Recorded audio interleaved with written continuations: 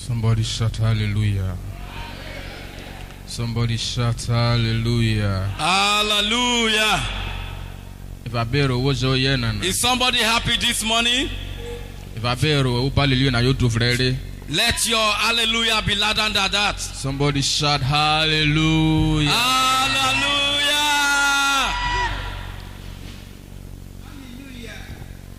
There is something I will always say,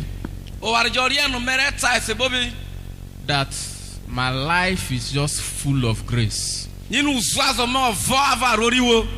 not, if you knew me before now, you will know that to even stand and talk with one person face to face is a problem. Yet even at that, I can stand before a crowd more than this and talk, yet I will not remember I'm that shy or stage fright.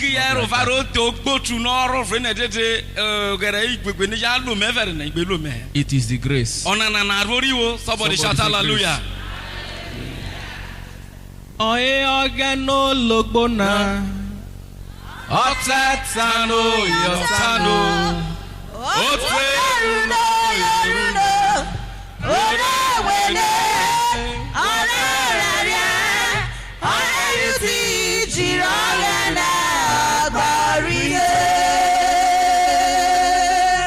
Oye ogeno logbona Otetano yotano Oteruno yoruno Orewele Oreraria Oreyuti Jirogana Agbariye.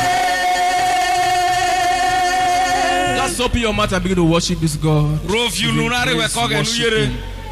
Ogeno logbona onotetano yotano no onare prebo na.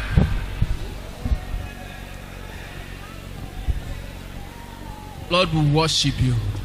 Give you thanks, Papa.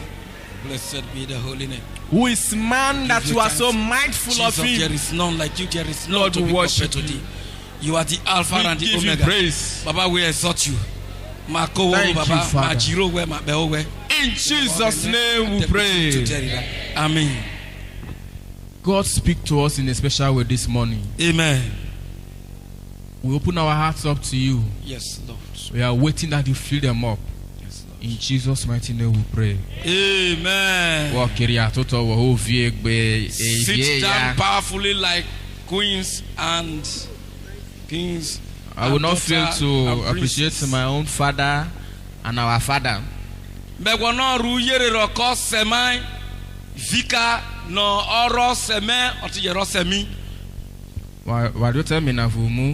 I'm enjoying two privileges at the same time. My own father and our father.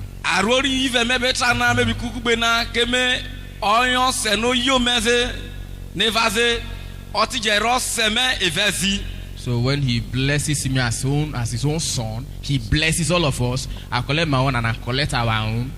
And they collect double portion. So what I beg Alomiro say, what I Alomero Moniano. Oh, yes, Praise the Lord. Hallelujah. For the first time I preached in a Sunday service. I have been preaching in revival, youth fellowship and all of that. But the first time I preached in a Sunday service was in this place. And the first... not this year. No, not this year. Yes. No, I just saw maybe preachy. Came in no one preachy very. Evo Jajavi or Droka. The person that made me preach on a Sunday service. Oh, one quiet in Major to slow mouse for a young and never a Droka in this church is in this place now. Or Revetin no banana. Celebrating Reverend Canon Morgan. Miles saying about Cogan.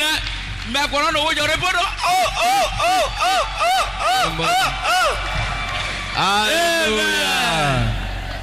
Without much wasting of time, well, God is going to speak to us this morning on the topic, the mystery of prayer.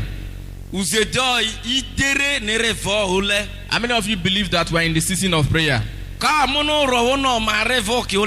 Yes, some of us feel this season is a season of temptation. Record didn't get in I would be rona okina no kyo otawo. It is never. It is the season of prayer. Okina no kyo no arororo arele oroni koro tawo. There is no time. What is prayer? Before I continue. Eme ole. Prayer is a spiritual communication Ole na miota vefi between man and God. Noro efutre fiogo afogene. It is a two-way relationship in which man will also want to hear from God and not just speaking to God.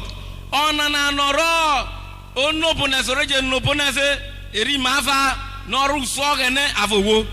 It is like the communication of a father and his child.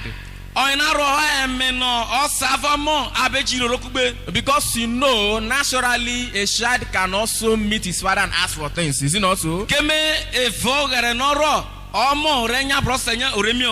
Yes, sometimes we Christians, we like always asking pastors to ask our own father for us. Or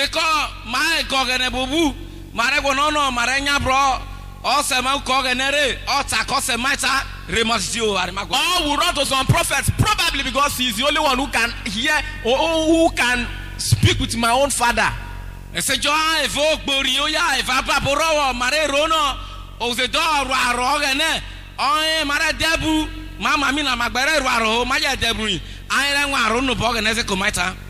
Tell your neighbor, God na your papa too.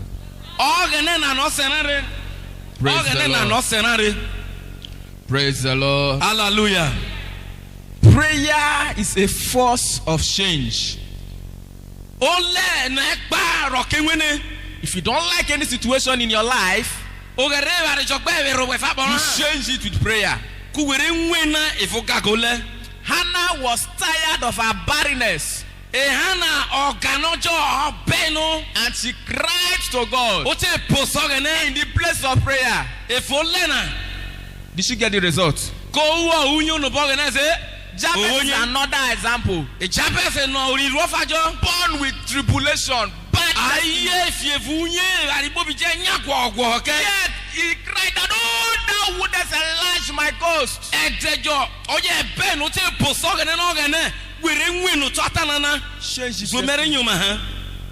And so it was for him. Don't wait for any man of God to change your destiny for you. Well, prayer is a necessity for survival.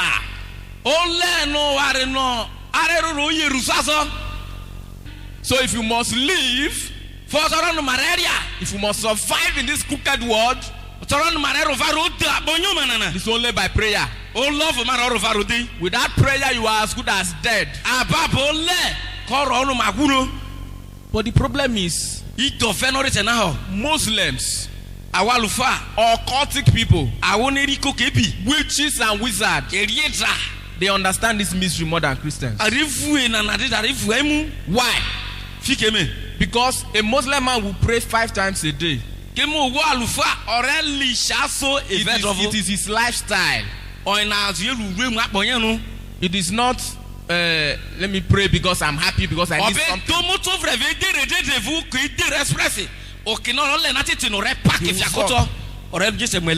The Jewish man prays 3 times a day. The Jewish man,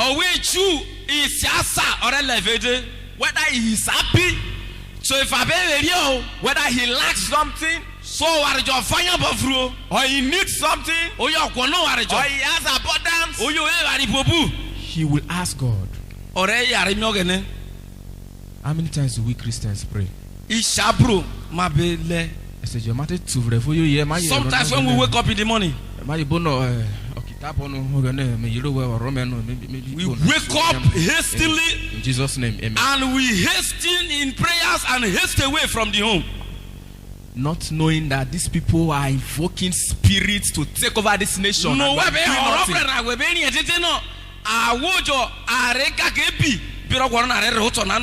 tell your neighbor, stand up. Wake up. I will not speak much today because of time. I want to give us some few things that we should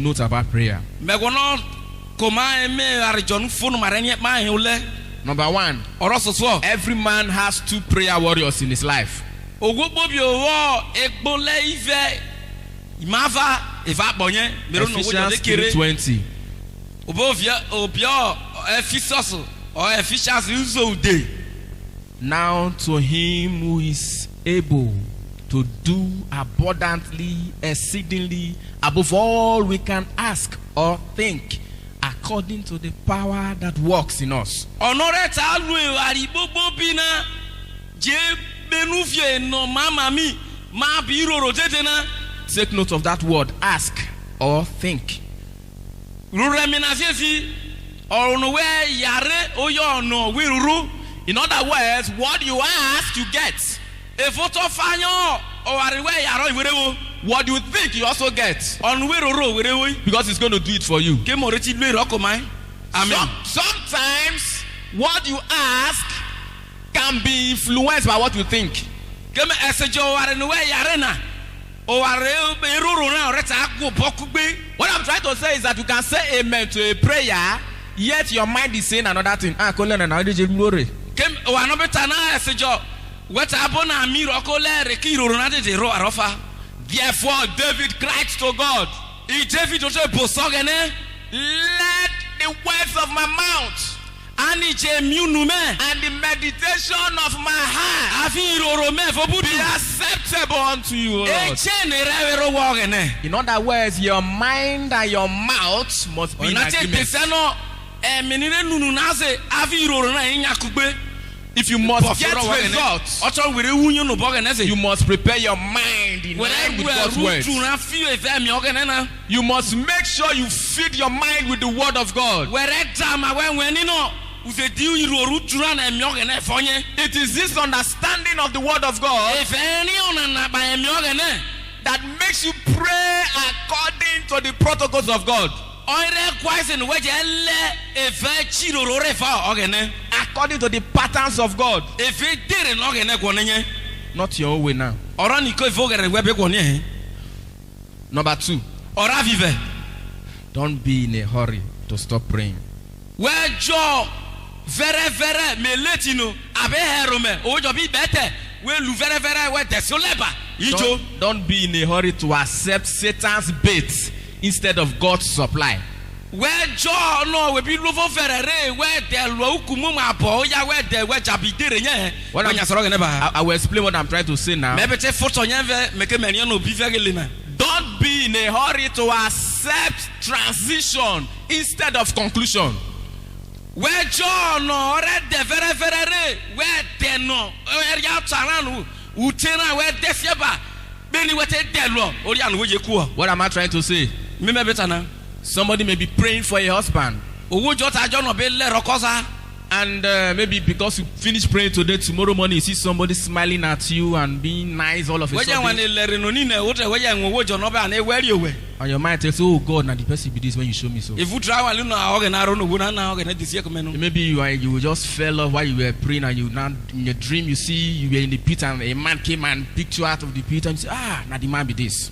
Orí àfẹ́ ẹ̀fẹ́ wẹ́jẹ̀ wọn ni ìwẹ̀nyẹ́ ọ̀gẹ̀rẹ̀ ní ukọ̀ mímú wọn ní ṣeré ìgbẹ́rẹ́ yẹn sì nà wẹ́rẹ́ wọn nínú ọ̀họ́ náà. Probably you be praying for a job and a job just appears before you, not knowing it is Satan's bait. Chasi awo bɛ lɛrɔ k'i lu ɔgɛnɛ ko mi lu ɔgɛrɛ ilu jɔjan ne roma fia wòye eri nye wɛl o chasi awo ilu n'ɔgɛnɛ bɛ kɔnɔ nana no chasi awo ɔyina nɔruku mumu ɔyina nɛta. So what you now is wait for God's own supply, not that bait. Fikeri wɛ hɛrɛ rɔkɔ ɔrɛ fɔ ɔgɛnɛ wɛ tɛ rɔkɔ ɛrɛ tɔ hɔ ɔyina nɛta. When God created Adam, N'ɔgɛnɛ madamu he saw that it was not good for Adam to be alone. ɔgɛnɛ ta ŋwɛni no fora adamu ɔjɔ yɔn fo What did he do? kemu ɔgɛnɛ lu He brought animals to Adam. ɔtɛ rɛ yɛn se Go bro and check adamu the history again. Go and check ute the one I'm so talking baibura about. na wɛrɛ ŋwɛni yɛn. He brought animals to Adam and said, Okay, let me see what you will call them. Ano we sayidɛ.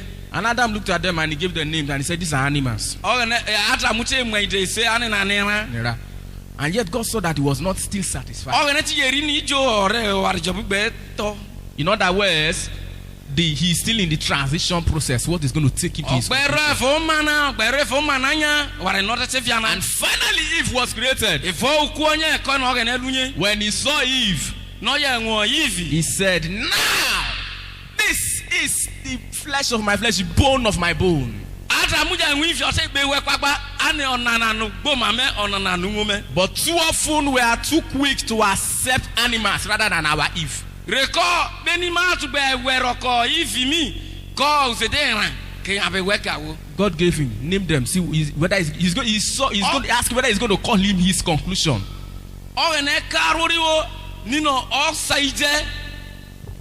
Adam was wise. Before I continue, how many of you know that the fruit Adam and Eve ate was not that really very bad? It was not a bad one. It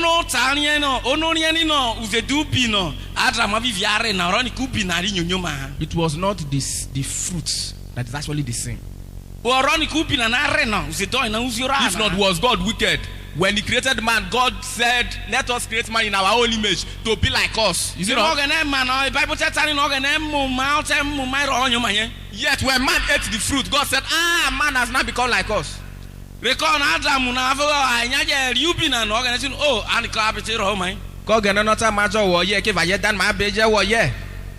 has said he created us in his own image. Is God angry that we are not like him? God was testing man's obedience. God was testing how patient man can be. We refuse to wait. Job said, I will wait till my change comes. Tell your neighbor, wait. Number 3.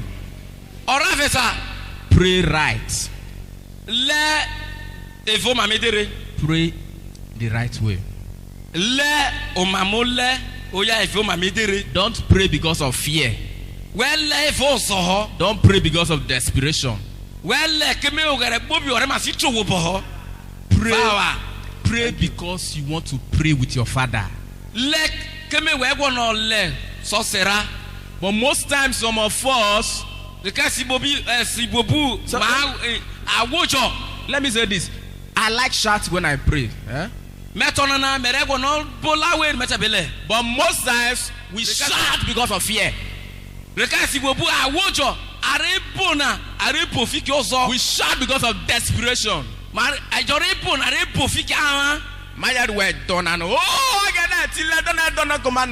And when we see the devil, we begin to shout, oh Jesus, oh God, come and chase away the devil. How many of you still sing this song? Hey, Michael,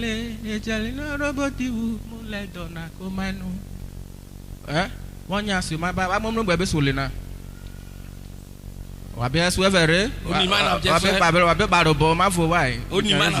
stop singing that song. Are you a Michael to chase demons, devils? No, I mean God has given you the authority, the power to cast away devils. Yet we keep calling on a Michael till I don't know.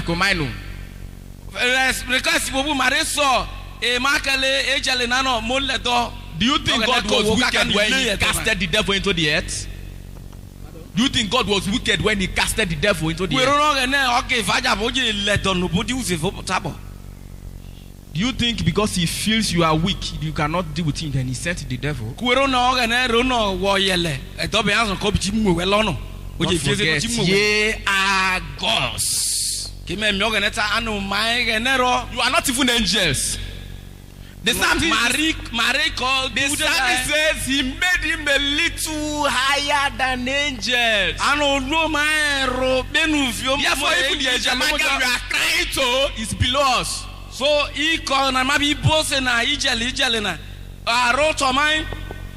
power to cast them away is within you.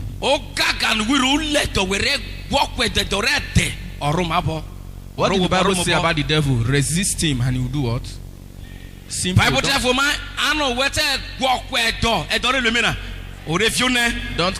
Don't call for Angel Michael. Sometimes God gets pissed off when he sees that he has given us the power to do certain things, yet we want him to be doing them for us.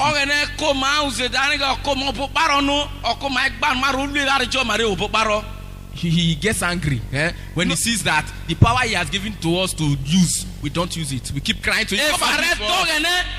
No, Gaga no come mama be use nya or a diver or so no, he has given me victory. I will lift him higher. Jehovah, I will lift him. Kwaya wapa kole na keme kwaya mastering. O better me ogene komani na. Jehovah, I will lift him higher. Lord has given me victory. I will lift him higher. Jehovah, I will lift him higher.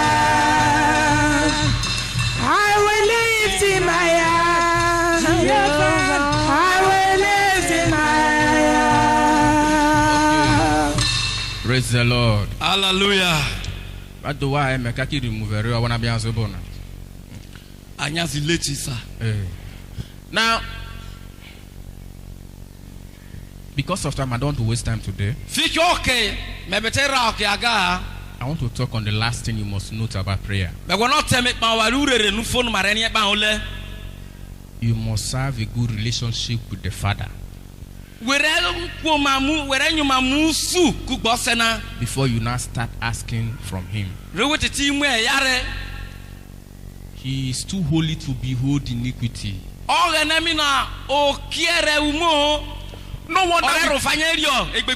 wonder we keep calling on pastors or calling on evangelists or prophets to come and pray, begging for us.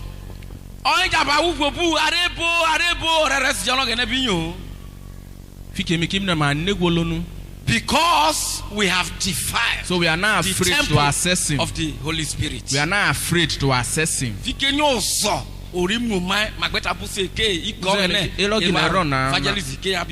Now so it be because what a guinea turn over. Only lost a letter me, a monori ye me. In already you been so serious, John, or Seria Maria Gaga, and May Subin so semen as rotty lecome. What he's saying now is true, because a child, maybe if you have offended your father and he knows the father's close friends, he will run to them. Say, come and beg my father for me. It is the same way. Amend your ways. Psalm 34 verse 17. The righteous cries. The Lord hears him and delivers him from all his troubles.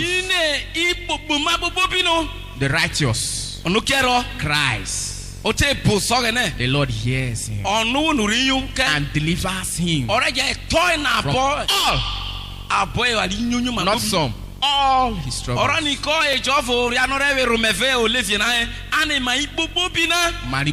So if you must be delivered from all of your troubles, if you want God to hear you when you cry, be ready to wasaborafo. Wear drama to wash your hands clean. Purge yourself. And then you will cry. Okay, now we get God will hear you. At that time you don't need to shout. Okay, now I remember sometimes when I was small, when I was growing up.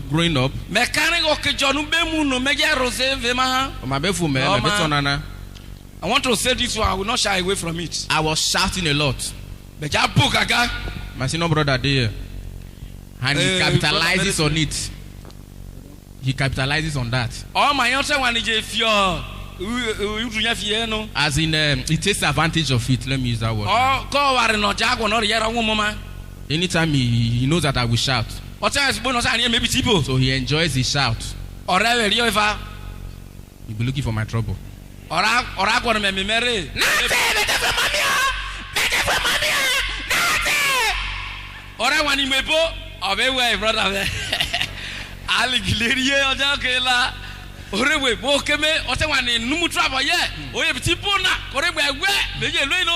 You know, sometimes the mommy will be asking, God, no. Tell mommy, I will tell mommy. Then the mommy responded one day, would you even look for his trouble? That he's looking for your trouble all the time. We keep shouting a lot. Et puis pauvre me jambo. When you know that when you just was aborafo, you can just command things that will begin to happen.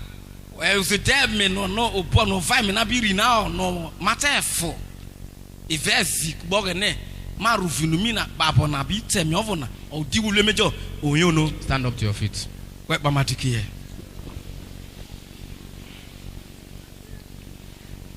How many of you had prayer altars that are no longer functioning? Ma bro, iwo alweri ole ifobunwo etenena mejele Niberiruho. no gbebilu ha and it's not functioning. It is time to start it up again. It was functioning before, but now you know it. It's not functioning again. You need to activate it. Set the fire afresh again. When God was speaking to the Levites, he said the fire in the altar must never go down. In this time we are in this nation, you need to start up your prayer altar again. To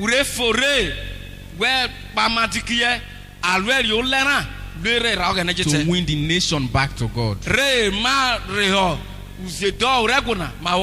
be able to survive.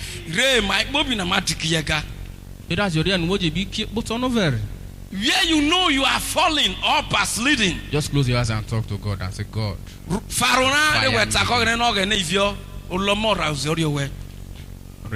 me again. Refire me again. Baba, have mercy. Have mercy. Somebody praying, God have mercy on me. Refire me again. Organivie kwirana fio moma ban meja ko wefere megbe ko wene be ko no kinu me ko no kin arona ha e ko no nya fi dirira. In Jesus' name we pray. Amen. Now say, God, give me the strength to remain strong. And never allow my fire go down again. Never allow my fire go down again. Let the fire keep burning.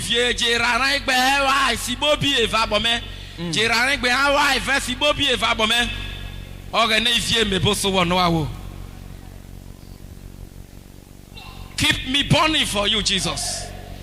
The fire of the Holy Ghost that will make me to stand firm, to follow your way, to do what is right, to be steadfast in faithfulness. In Jesus' name we pray.